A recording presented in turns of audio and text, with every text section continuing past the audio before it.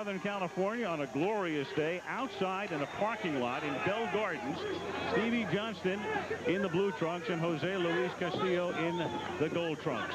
And right away you see the fact, Al, that Steve Johnston is a southpaw.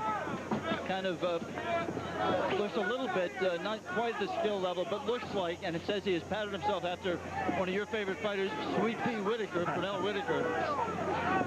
Jose Castillo said that he's only fought 4 or 5 southpaws in his career, but did not seem fazed by it at all. Said, no, I'll just throw punches at him. I'm not going to do anything differently against the southpaw. I'll just let my hands go. For Castillo, this is a rare appearance outside Mexico. He's had only 3 fights. Only 3 of his 44 have been outside Mexico. Let go, Jose. And one of those was just across the border from his hometown of Mexicali. It really is amazing, Al, the change in Mexican fighters over the years, Mexican or Mexican-American fighters. I think they've seen and been exposed to so much, especially the American fighters around the world in recent years, that they've gotten much more skilled. It used to be just a test of heart and their chins and their power.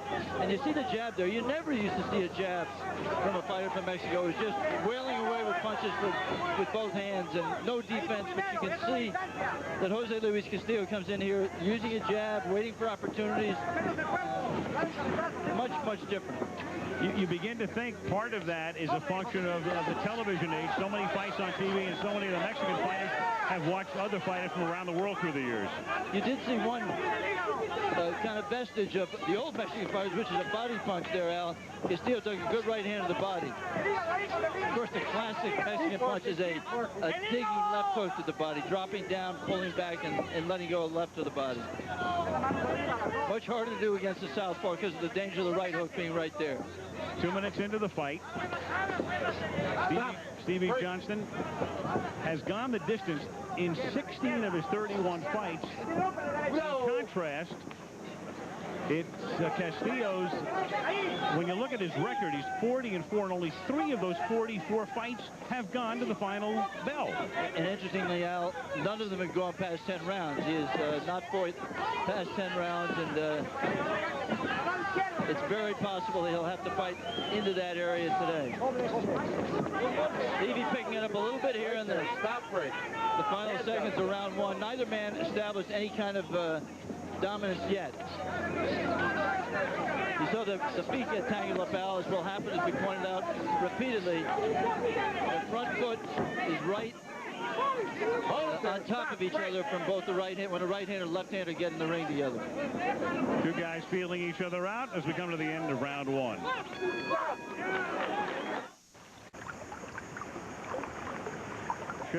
Fight as Miller High Life brings it to you from Southern California outdoors in Bell Gardens. Online poll, 4/5 of you thought that Stevie Johnston won round 1. I hope we get some more complicated percentages so we can see how quickly you calculate that. Right. I hope more than 5 people tap in next time. I didn't think there was much in the first round. I think, if anything, you gave it to Stevie just because he initiated the action more often, but not a lot of meaningful punches landed by either man. Alex mentioned the fact that Stevie Johnston is prone to cuts. In fact, in his last fight against Julio Alvarez in Denver, his hometown, he suffered a cut in the first round. Strategy went out the window. He had to go after Alvarez and recorded a rare knockout. The only knockout of his 10 title defenses, Al. In fact, only 2 of his last 12 fights have gone the distance, or have not gone the distance, including that last one. There you saw Stevie reaching. There he measured him and caught him with the left, the straight left, but he's reaching a little bit with this guy. He has not found a comfort zone yet. Neither man has, but Stevie Johnston has not really established himself here. There, good right to the face, scoring right to the face of Castillo. But Castillo is moving a little bit himself. He's not, as we talked about before, he's not just standing there waiting to get hit. In and out, using his very slight reach advantage. Not really using his height advantage as much, Alex, because you see him bending down almost to Steve's 5'4" height himself.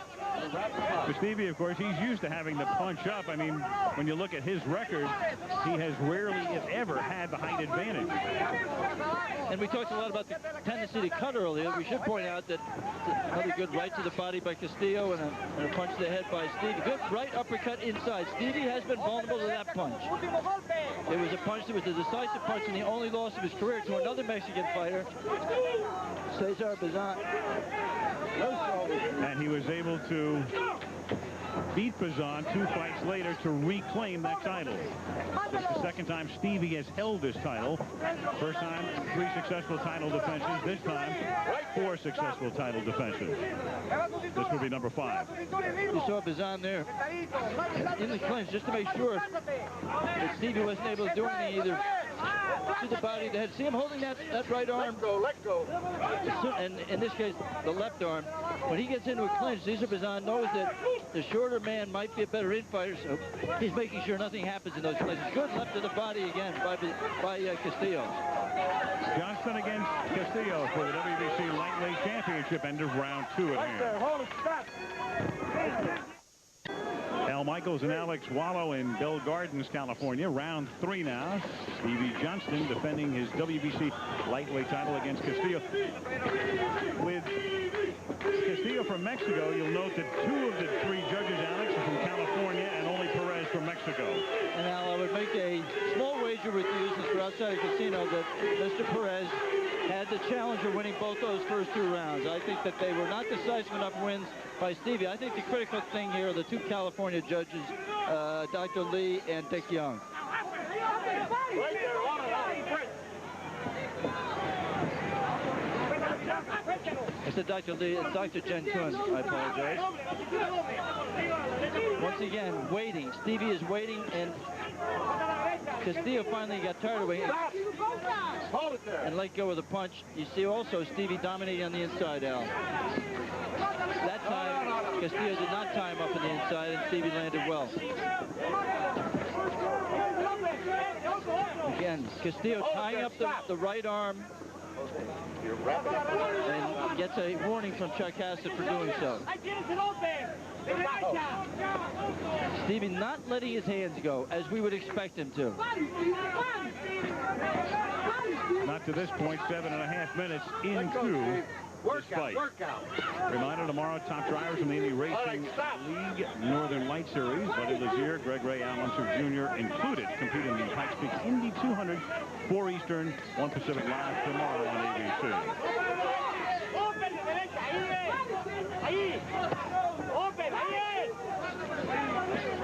Alex, when somebody like a Stevie Johnston is so prone to cutting, and it happens in half his fights, does he go into a fight like this thinking about that? I really don't believe he does, Al. He has always been able to cope with it. Look at him on the ropes here. This is a real surprise, Al. He's just too good a defensive fighter and too good a boxer. But Stevie Johnston has a tendency, Al, to sometimes fight down to his competition. Now, you see him a little aggravated to fight back, but Castillo comes right back himself. I don't think that he puts himself in a defensive shell because of the cuts. He's confident in Miguel Diaz, one of the better cut men in the world, in his corner. He does not get intimidated by fighting with cuts. So that I don't think that's a factor here. I think the factor may be just a lack of focus, which he says he is prone to. And he's just not into the fight yet. Hasn't found a rhythm at all. By far the best flurry of the fight here in the last 45 seconds. As they picked up the pace, picked up the tempo, the 3rd round coming to an end. Scoring right hand again to the body by Castillo. See Stevie just missing and pulling with his punches, Al. Action picking up at the end of round 3. Dear wife, sorry I can't make lunch today with you and your mother.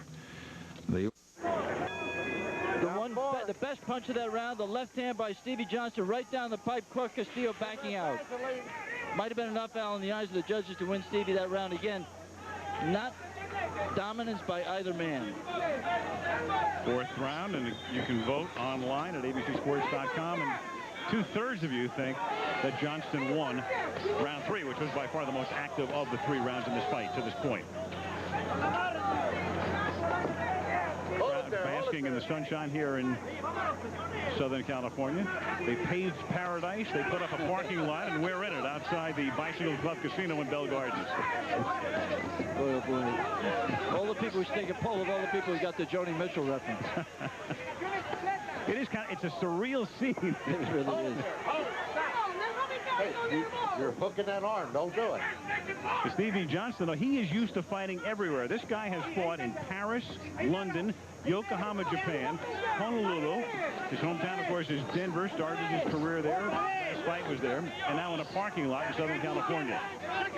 Whereas the other guy, Castillo, is pretty much a homeboy with 27 of his 44 fights in his hometown of Mexicali. And he's not that far from his hometown of Mexicali, Alan. If you had to say, even though it's a fight in America, you'd have to say this crowd is definitely behind the man on the left of your screen, Jose Luis Castillo, the challenger. Good right hand to the body by Stevie. Tries to come up with the right hook, does not connect. Castillo connects with a couple of good shots and a third. Jose Luis Castillo staying with Stevie Johnston on the inside, and then Stevie not protecting himself as he backs out, Al. Got clipped as he tried to pull away. Leaving himself open. Good left by Castillo. Stevie trying to measure him now in the corner. We should tell you, Al, tell the audience that there is a knot under the right eye of Stevie Johnston. Just a knot right now, no blood. And not enough swelling to close the eye yet, Al. It's low enough on his cheek.